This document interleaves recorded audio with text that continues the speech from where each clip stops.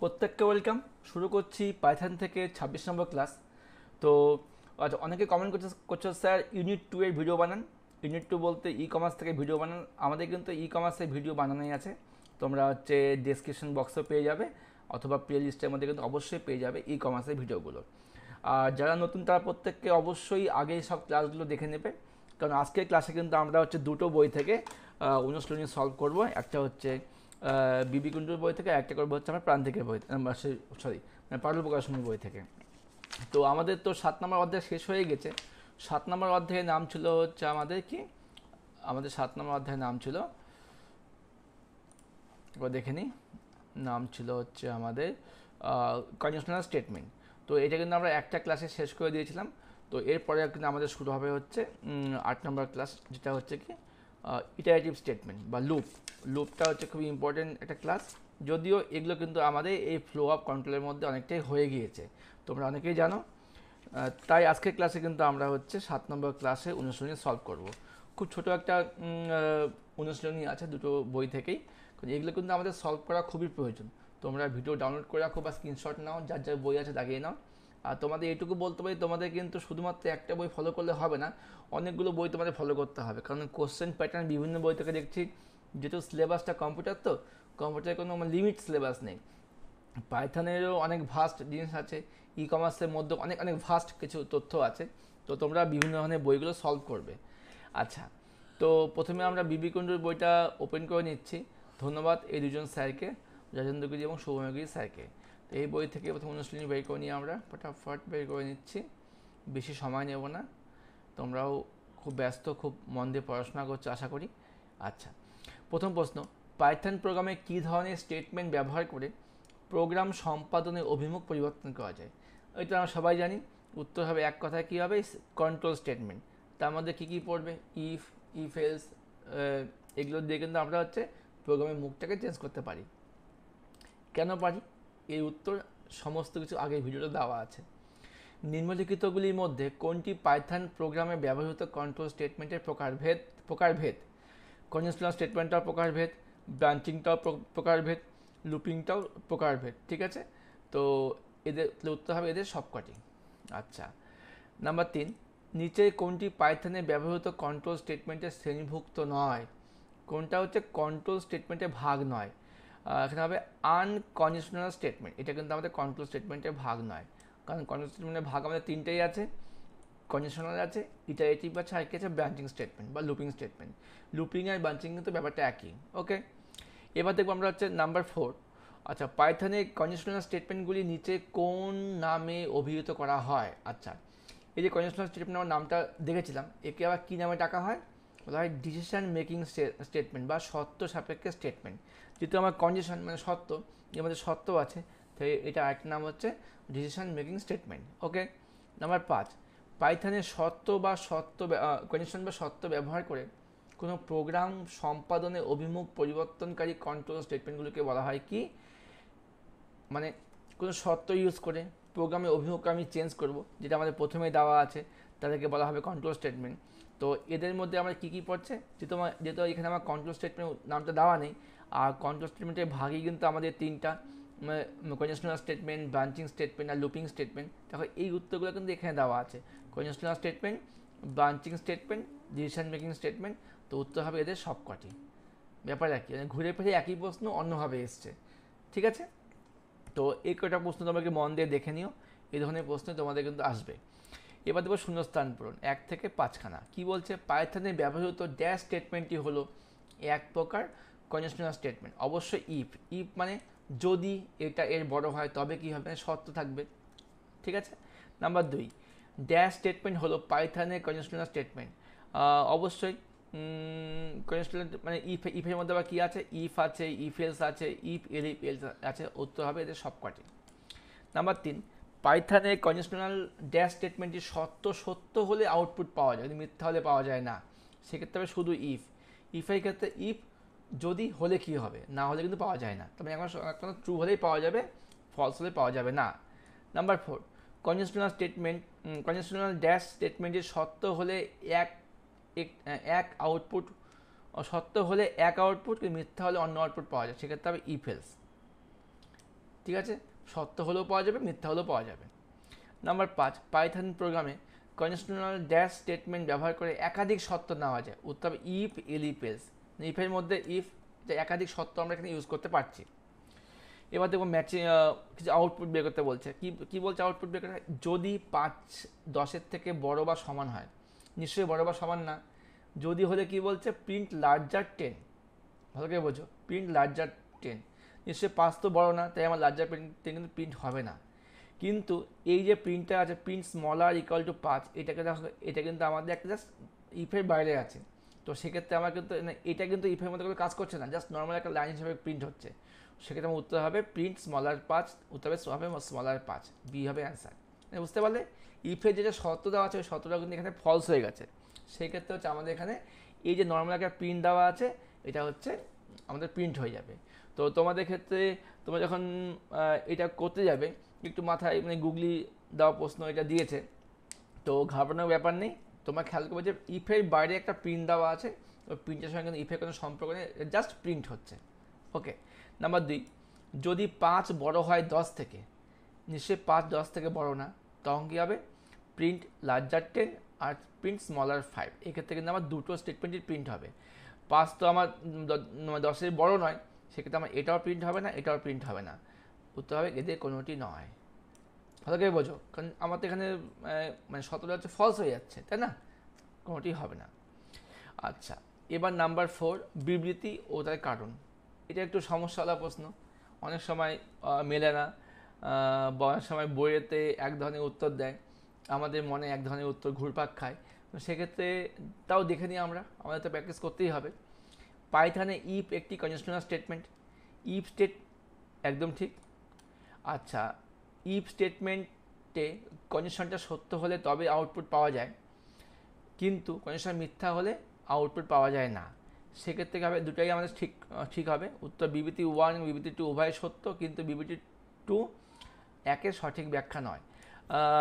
সেক্ষেত্রে কিন্তু এটা কিন্তু উত্তর হচ্ছে না, কারণ বইয়ে উত্তর দেওয়া আছে ডি নাম্বারটা। দেখো, ইফ একটা সত্য সাপেক্ষে স্টেটমেন্ট, কিন্তু এটা মেন কারণটা কি, এখানে সত্য হলে আউটপুট পাওয়া যায়, কিন্তু মিথ্যা হলে আউটপুট পাওয়া যায় না। না, মিথ্যা হলে আউটপুট পাওয়া যায় না, হ্যাঁ একদম ঠিক। তো সেক্ষেত্রে কিন্তু আমরা সত্য হলে পাওয়া যায়, মিথ্যা হলে পাওয়া যায় না, এটা কিন্তু আমাদের কিন্তু মিলছে না। সবসময় কিন্তু মিথ্যা হলে পাওয়া যায় না, মানে মিথ্যা হলে পাওয়া যায় না, এটা কিন্তু ভুল। অনেক সময় সত্য হলেও কী হবে, মিথ্যা হলেও কী হবে, এটাও কিন্তু হয়। সেক্ষেত্রে আমাদের এটা হবে ইফ স্টেটমেন্ট সত্য হলে তবেই আউটপুট পাওয়া যায়, কিন্তু মিথ্যা হলে আউটপুট পাওয়া যায় না। এটা কিন্তু সবসময় কিন্তু ঠিক হবে না, কারণ যদি আমি হচ্ছে শুধু ইফ দিয়ে লিখি, তখনই কিন্তু আমার হচ্ছে সত্য হলে পাওয়া যাবে, আর যদি আমি ইফ আর এলস দিই তখন কিন্তু আমার মিথ্যা হলেও পাওয়া যাবে। ঠিক আছে, তো সেক্ষেত্রে আমার এটা হচ্ছে 1 ও 2 উভয় সত্য, কিন্তু 2 হচ্ছে একটা সঠিক ব্যাখ্যা নয়।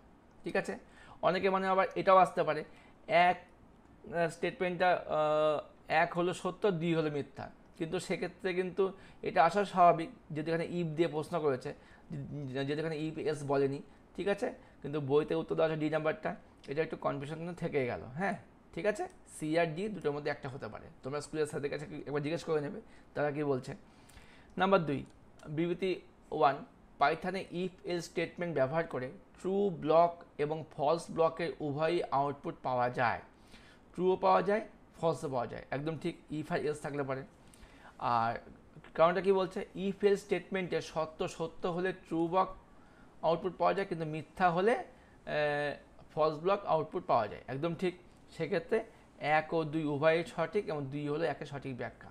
তো আমার তো মনে হচ্ছে তোমাদের এই উপরেরটার ক্ষেত্রে সি নাম্বারটাই হচ্ছে সঠিক হবে। ঠিক আছে, তোমাদের কি মতামত কমেন্ট করে জানাবে, যারা মন দিয়ে ক্লাসগুলো দেখছো তারাই কমেন্ট করবে, এটাই আশা করি আমরা। আচ্ছা, এবার 5 নাম্বারটা, স্তম্ভ এ স্তম্ভ বি ম্যাচিং করতে বলেছে। কি বলেছে, ডিসিশন মেকিং স্টেটমেন্ট, সেক্ষেত্রে আমাদের কোনটা হবে, কন্ডিশনাল স্টেটমেন্ট।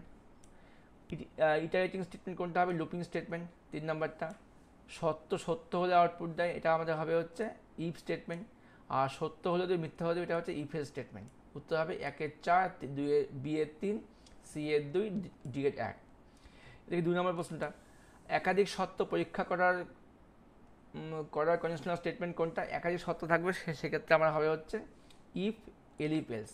ওকে, কন্ডিশনাল বা ব্রাঞ্চিং স্টেটমেন্ট, সেক্ষেত্রে আমাদের হবে হচ্ছে ইফ এলস, ইফ এলইফ এলস।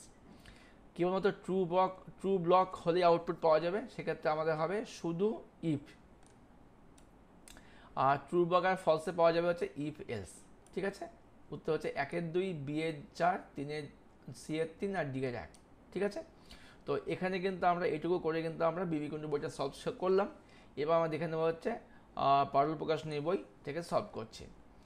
আচ্ছা, এখানে দেখো একটা ফ্যাক্ট ফাইল দেওয়া আছে, তোমরা চাইলে এটা একটা স্ক্রিনশট নিয়ে নাও, খুব ইম্পর্টেন্ট আছে এই ফ্যাক্ট ফাইলটা। এইটুকু পড়লে আশা করি তোমাদের কিন্তু সম্পূর্ণ বইটা তোমার এখান থেকে কভার হয়ে যাচ্ছে। হ্যাঁ, যাতে মনে হবে নেওয়ার, এখান থেকে একটা স্ক্রিনশট নিয়ে নিতে পারো। আচ্ছা, এবার দেখো এখান থেকে একটু প্রশ্ন অনেকটাই দেওয়া আছে, আমরা সলভ করছি এবং পাশাপাশি আলোচনা করছি। কোনটি পাইথনের একটি কন্ডিশনাল স্টেটমেন্ট নয়? অবশ্যই ফর হচ্ছে একটা কি লুপিং স্টেটমেন্ট। নাম্বার 2, পাইথনে ইফ স্টেটমেন্টের মূল উদ্দেশ্য কি? একটি শর্তের ভিত্তিতে কোডের একটি ব্লককে চালানো। একদম ঠিক। নাম্বার 3, কীভাবে পাইথনে ইফ ব্লকের অধীনে একাধিক স্টেটমেন্ট চালানো যায়? স্টেটমেন্টগুলি একই স্তরে ইনডেন্ট করে। মানে হচ্ছে ইফের মধ্যে একাধিক স্টেটমেন্ট কী করে চালাবো? ইফ লিখবো, স্পেস দেবো বা ইনডেন্ট দেবো, তারপরে অন্য স্টেটমেন্টগুলো লিখব। নাম্বার 4, ইফ স্টেটমেন্ট কী ধরনের এক্সপ্রেশন বা কন্ডিশন হিসাবে দেওয়া হয়? বুলিয়ান, মানে ট্রু আর ফলস। ট্রু ফর হচ্ছে 1, ফলস ফর 0। ঠিক আছে। নাম্বার 5, নিচের কোনটি বুলিয়ান এক্সপ্রেশন নয়? কোনটা বুলিয়ান এক্সপ্রেশন নয়? অবশ্যই 3+4। এই যে এটা কিন্তু আমাদের অ্যারিথমেটিক এক্সপ্রেশন, কারণ ট্রু হচ্ছে বুলিয়ান এক্সপ্রেশন। আর 3 = 4, 3 কি 4-এর সমান? ট্রু বা ফলস। 3+4 = কি 7?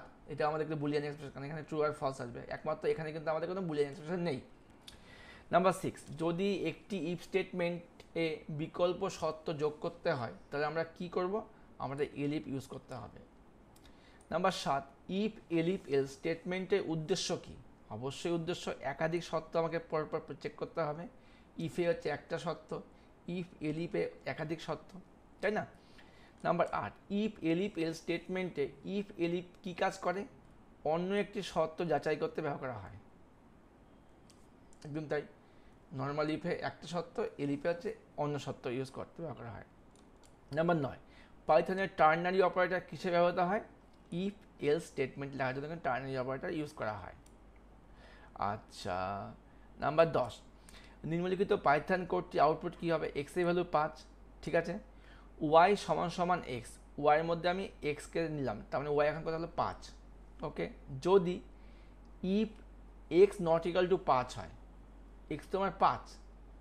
ঠিক আছে, যদি ইফ এক্স = 5 হয়, এলস এক্স প্লাস 2, তাহলে আমার হবে হচ্ছে x else x plus 2 print y. দেখো এখানে আমার এই জায়গাটা কোনো কাজই নেই, কারণ এক্স তো আমার 5-এর, মানে এক্স তো আমার 5-এর সমান। সেক্ষেত্রে ইফ হলে কি হবে, এলস না হলে কী হবে, সেটা কিন্তু কোনো প্রিন্ট দিয়ে দেওয়া নেই। কিন্তু একটা পার্ট তোমাকে খেয়াল রাখতে হবে, ইফের বাইরে একটা প্রিন্ট ওয়াই দেওয়া আছে। যখন আগের বইয়ে একটা প্রিন্ট নর্মাল স্টেটমেন্ট দেওয়া ছিল, এখানে হচ্ছে প্রিন্ট ওয়াই। প্রিন্ট ওয়াই কেন দিয়েছে? তাহলে ওয়াই ভ্যালু হচ্ছে এক্স স্টোর করেছে, মানে ওয়াইয়ের মধ্যে এক্স স্টোর করেছে 5, অতএব উত্তর হবে 5। কিন্তু এক্ষেত্রে কিন্তু উত্তরটা 5ই আসবে, কারণ ইফ এক্স = 5, ইফ এক্স তো আমার 5-এর সমান নয়, তাহলে আমার কিন্তু প্রিন্ট কী হবে তা দেওয়া নেই। আর দেওয়া আছে else x plus 2, else x plus 2 কিন্তু কোনো আউটপুট আসবে না। সেক্ষেত্রে আমার উত্তর কিন্তু হবে 5, প্রিন্ট ওয়াই হচ্ছে 5 হবে। বইয়ে উত্তর দেওয়া আছে 7 কিন্তু আউটপুট হবে না। তোমাদের কি মতামত জানাবে। এইভাবে কিন্তু বইয়ে কিছু স্টেটমেন্ট ভুল থাকলেও থাকতে পারে। হ্যাঁ, আচ্ছা, নাম্বার 11, ইফ 2+4 = 7, 2 আর 4 যদি 7 হয়, 2 4 তো 6, 6 আর 7 = 9, তাহলে প্রিন্ট হ্যালো, নিশ্চয়ই প্রিন্ট হ্যালো হবে না। এলস কী হবে? Print world. সেক্ষেত্রে আমার কিন্তু উত্তর কী আসবে? প্রিন্ট ওয়ার্ল্ডই আসার কথা। এটা আমার তোমাদেরকে যদি 2+4 = 7 হয়, আমি তোমাদেরকে এই প্রোগ্রামটা রান করে দেখাচ্ছি আইডিয়ালি, তাহলে একটা কনফিউশন ক্লিয়ার হয়ে যাবে। একটু ওয়েট করো, আমি নিউ ফাইলে গেলাম। আচ্ছা, কী বলেছে এখানে দেখে নিই একবার। ইফ 2+4 = 7, আচ্ছা, ইফ 2 + 4 = 7, তাহলে কী হবে? তাহলে আমাদের কী বলেছে এখানে দেখে নিই একবার। তাহলে বলেছে প্রিন্ট হ্যালো, PRINT প্রিন্ট, তোমাদের HELO, আর এলস কী বলেছে? ELS else, PRINT print, WORLD world, এটুকুই বলছে।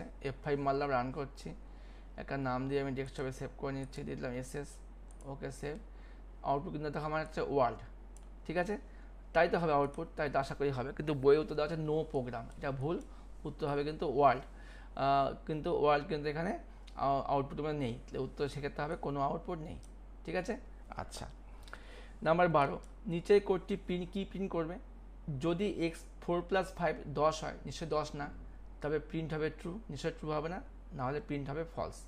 নাহলে তাহলে এক্ষেত্রে আমাদের উত্তর ফলস প্রিন্ট হবে, প্রথমে ফলস প্রিন্ট হবে, তারপর আবার এই ইফের বাইরে আঁকা আছে প্রিন্ট ট্রু, সেটি আগে হবে ফলস, পরে হবে ট্রু। এই প্রিন্ট ট্রু কিন্তু ইফের মধ্যে নয়, জাস্ট একটা স্টেটমেন্ট দেওয়া আছে। নাম্বার 13, নিম্নলিখিত কোডটি বিষয়ে কোনটি সঠিক?